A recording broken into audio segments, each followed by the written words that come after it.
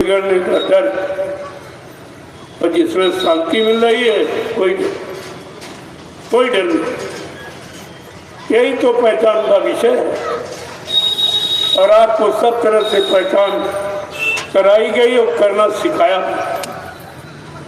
लेकिन आपने अगर सचेत होकर सुना समझा होना तो ये काम आपका होगा। तो आपने किया नहीं, हमेशा झोला लिए तैयार रहते बगल की। अब भगोड़ों में गिनती करोगे तो क्या मिले? कहीं के नहीं रहेंगे, ना इधर के मिले, ना हरि भजे न घर सुख पाए, और बिरथा बिहाय गई और तुई माती प्यारे एको नाय बई। घर से बगे, यहाँ से फिर घर से किसी में समय निकल, इनमें ज़्यादा समय निकल जाएगा, फिर ये समय आपको मिलेगा। सबसे अहम बात है कि दोबारा ये मानव शरीर आपको नहीं मिलेगा, क्योंकि मानव शरीर पाने वाले कर्म भी आप नहीं करते। आप तो कर्म सब पशुओं वाले करते। हम ही खा लें, हम ही पहन लें, ये भोग ले, वो भोग ले, वो भोग कर ले, इसी में जुटे रहते। ये पशु प्रवृत्ति है कि आपकी छड़ी, ये पशुओं की प्रवृत्ति जो आपने धारण की है, तो वही दगात्मक अंतमति सो गति, क्या आशा का बासा मन का यही तमाशा। अंतिम आशा और इच्छा जहाँ रह जाएगी, वही पुनः आत्मा को कहती है भाई चलो ये भी इच्छा पूरी करो, तुम्हारी रहेगी। इसीलिए तो गोस्वामी महाराज ने कहा, कोटि कोटि मुनियतन कराई अंत नाम मुखावत नाही। बड़ा प्रयास किया ऋषि मुनियों ने कि राजा के चुलवंत से भगवान के नाम का उच्चारण कराओ, लेकिन जब कभी लिया ही नहीं है, आदत ही नहीं है, वो नाम कभी निकला नहीं मान सम्मान के कारण, तो जबरदस्ती तुम उसके मुंह से कैसे निकाल। इसीलिए उठते बैठे सोते का नाम ना बिसरे, तब तो आपने नाम को पकड़ा। नाम ने तुमको पकड़ा, तुमने नाम को पकड़ा। अब दोनों का काम हो जाएगा। नाम में इतनी मैग्नेटिक पावर है, तुम की शक्ति, कि तुमको घसीटे भी, लेकिन वो शक्ति कब पैदा होगी? जब नाम पर विश्वास हो, नाम के अनुसार तुम्हारा काम होगा, तब वो नाम तुम्हारा सारा काम। कभी ऐसे थोड़ी लिख दिया गया कि नाम ले बहुत सिंधु सुखाई, करो विचार सुजन मनमाही। ऐ सज्जनों अपने मन में विचार करो, वो कौन सा समय का नाम है तो भवसागर को सुखा दे। भव माने दुख, तकलीफ, आपत्ति, मुसीबत, बीमारी, महामारियों के उमड़े सागर को सुखा देगा। वो नाम कौन सा? उस नाम को विचार करो। वो स्वामी जी महाराज को इसीलिए नाम की महिमा बतानी पड़ी। रामचरितमानस को लिखकर उत्तरकांड में सबको उत्तर दे दिया, सबके प्रश्नों का उत्तर दे दिया, इसलिए उसका नाम उत्तरकांड।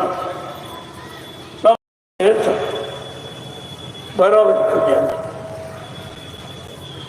और तीसरा, मैंने आपको एक नया अभियान, ये सब नए हैं जिसकी कोई चर्चा नहीं करता, वो आपके सामने बना के तैयार है कि आप अगर वास्तव में भारतवासी हो तो अपनी भारतीयता को दिखा दो, भारतीय संस्कृति को उजागर कर दो, और भारत के नाम को रोशन कर दीजिए आप। क्योंकि आपका सिद्धांत है, जिस देश जात में जन्म लिया बलिदान उसी पर हो जाए। ये सच्ची बलिदानी कुर्बानी ये है। कोई जान आत्महत्या करना कुर्बानी नहीं होती, सिद्धांतों पर कुर्बान हो जाना वसूलों का। ये सब सच्चे भारतीय आप कहलाओगे, और भारतीयता आ जाएगी, तुम्हारी एक पहचान निकल आएगी। क्योंकि भारत देश की पहचान सारे विश्व में अलग है, और तुमने अपनी वो पहचान खो दी। इसीलिए तुम्हारा सम्मान पहचान से सम्मान होता है। अगर पहचान ना हो, ये डीएम एसपी आप सम्मान करोगे उसका?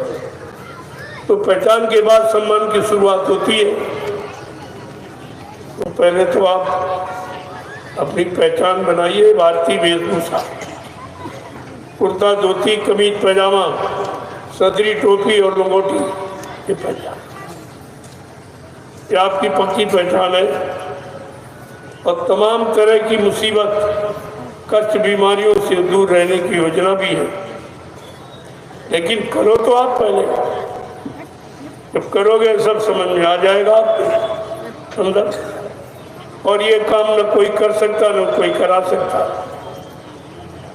अब शुरुआत आपने कर दी है, एकदम हलचल मच गई सारे देश। आर्मी में तो कहीं कहीं लागू कर दिया कि वैसे तो आप वर्दी पहनोगे, खाली टाइम में कुर्ता पहनो, वहाँ लागू। और धीरे धीरे सारे देश में लागू। और तुमको देखकर कि ये लोग निरोग क्यों हैं, इनके यहाँ बीमारी क्यों नहीं है, इनके विचार अच्छे कहते हैं, एक दूसरे से लड़ाई झगड़ा, ये मारकाट, ये सब मतलब यानी प्रेम में बदल गया है। अरे भाई, इन्होंने भारतीय था, अपने देश की गौरव गरिमा को कायम करने के लिए इन्होंने अपनी पहचान बनाई। ये देखकर लोग बड़े प्रसन्न। कहीं तुम खड़े हो जाओ कुर्ता पजामा पहन के, लोग बड़े गौर से, और देखने वालों को बड़ी शांति मिलती है और पहनने वालों को भी शांति मिलती है। ये शांति प्रदान करने वाला वस्त्र है ये। और ये किसी ने नहीं कहा भी। जब मैंने देखा अरे भाई सब चुप हो गए, कोई नहीं कह रहा, अरे कोई तो कहने वाला होना चाहिए, तब मैंने 15 सितंबर 2023 को ये घोषणा की। सारे हिंदुस्तान में रहने वाले कोई भी अगर हिंदुस्तानी और भारतीय है, हमारा कोई जात पात से मतलब नहीं है, मजहब धर्म से मतलब नहीं है, हमारा मतलब है इंसान और इंसानियत।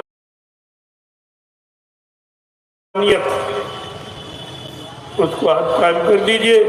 देखिए परिवारों में, समाजों में, देश में कैसी खुशी फैल जाएगी। शांति अपने आप मन में तुम्हारे आने लगी। इनका बड़ा असर पड़ता है, कपड़ों का भी मन पर असर पड़ता है। ये सब चीजें ध्यान में रखिए आप। फिर देखूंगा तो कोई नई चीज आपके सामने ला खड़ी कर दूँ। अभी तो बहुत बताना अच्छा नहीं है। मैं देख रहा हूँ भाई, कोई कह दे, कोई कह दे, जो जिम्मेदार वो कह दे, जो धार्मिक लोग महात्मा वो कह दे उनकी जिम्मेदारी, मेरी तो कोई जिम्मेदारी है। मैं तो अपनी जिम्मेदारी समझ रहा हूँ, हमको किसी ने दी नहीं है। मैं समझ रहा हूँ मैं देश का नागरिक हूँ और देश की नागरिक की हैसियत से नागरिकता को कायम रखना और लोगों तक उसको सच्ची आवाज़ पहुँचाकर उसके अनुसार उन्हें तैयार रखना और करना, ये हमारा सच्चा धर्म है, ये मानव धर्म है। धर्म कोई पाखंड वेशभूषा नहीं है। तो धीरे धीरे धीरे आप सबके संपर्क में बने रहोगे, मैं कोई न कोई नया रास्ता आपके सामने रखता रहूँगा, और वो रास्ता जो सबके लिए लाभदायक। वही मैं अपने लिए नहीं कहता हूँ, इस भारत में रहने वाली भारतीयों के लिए कहता हूँ। जय गुरुदेव। अब आप लोग लाइन से खड़े हो जाओ, मैं आपका दर्शन करूँ और आपसे मिलूँ, आपको प्रणाम करूँ और मुसीबत, बीमारी, महामारी, कष्टों से बचाने के लिए ये महाप्रसाद जो नैमिषारण्य 88,000 ऋषियों की तपोभूमि है, उस तपोभूमि से सदगुरु की महान दया कृपा से बना के ले आया हूँ। इसको ले लीजिए, ये कोई नहीं देगा। हिंदुस्तान में किसी ने आपको कोई प्रसाद कभी बुला के नहीं दिया, इस तरह किसी ने बांटा नहीं होगा। गली गली, दरवाजे दरवाजे, सब के लिए, कोई जात पात की कोई पाबंदी नहीं लगाई, सबको ये लगातार पूरे हिंदुस्तान में बांटा जा रहा है। तो अगर चिंता न होती नहीं की तुम्हारे लिए, रेलिंग पे जो फूल लगा जिनको तुम चंदा नोट वोट देते हो, फूल ना लगा। महंगाई गरीबी सब झेलते हो, तो कोई आकर के मुसीबत बीमारी में कोई तुम्हारी मदद की किसी ने? या कोई महात्मा जिनको दान दक्षिणा धोती रोटी लगोटी देते हो, क्या कोई महात्मा आया तुमको आपत्ति मुसीबत बीमारी महामारी से बचाने के लिए? और ये देख लिया आपके सामने, बिना बुलाए बिना मांगे एक काम आपका किया जाए। इसको कहते हैं समाज के सच्ची हितैषी, जीवों के सच्चे हमदर्दी।